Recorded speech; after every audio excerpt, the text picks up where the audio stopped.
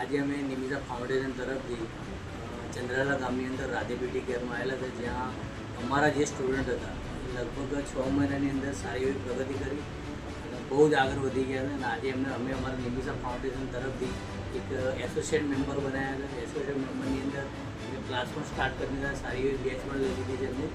અને એમને એક ટૂંક સમયની અંદર એક પ્રગતિ કહેવાય એ બહુ સરસ શોર્ટ ટર્મની અંદર લીધેલી છે.